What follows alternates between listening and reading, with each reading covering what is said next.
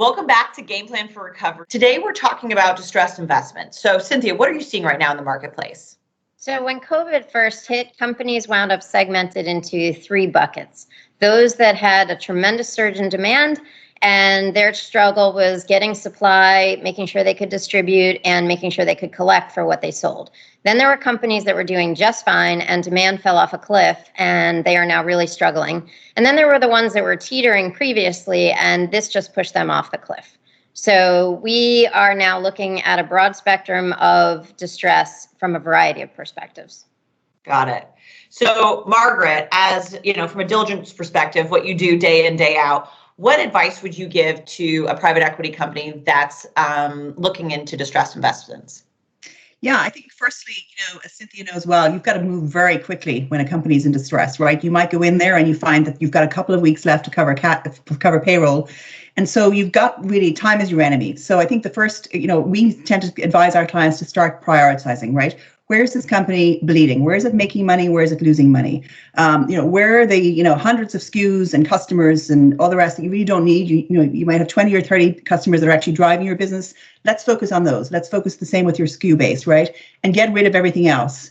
So it's all about focus. It's about moving quickly. I think the idea now that we have no longer EBITDA, it's EBITDAC, right? That's very important, the C being COVID. So we've got to really get in and understand if this company is saleable and salvageable, what was its prior earnings capability? And again, where was it making some money? And if there's some money to be made, then let's focus on that. And I know, Cynthia, you're working a lot right now where we're really talking about the performance improvement aspect of a scenario, and that's really important. Yeah, so I think of it like fixing a bus while you drive it. And you hope you make it to your destination before the pieces fall off and you get them glued back on, screwed back in before you get to your destination and the wheels don't come off. We wind up with companies with incredibly short runway and where transactions are needed. And we think there are going to be many, many of them where volume is up, but the value is down and the hair on the deals grow. And I think in the same way everyone thinks everyone's a turnaround consultant, we're going to see everybody saying they're a distressed investor. Right. I think what we would advise is that these are not the same creatures, that a marathoner, which is a healthy company investor, and a distressed company investor as a sprinter, you change them in terms of race and it doesn't go very well. So we strongly advise getting some support. The pacing is different. The level of emotional distress is different. The fixing the bus while you're driving it is different. Access to information is different.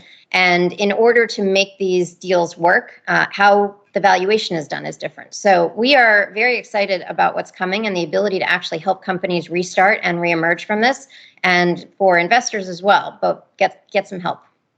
Awesome. Well, thank you both. I know there's more information. We have an article we wrote about it, a link in the post, and there's more to come on the series for Game Plan for Recovery. Thank you both.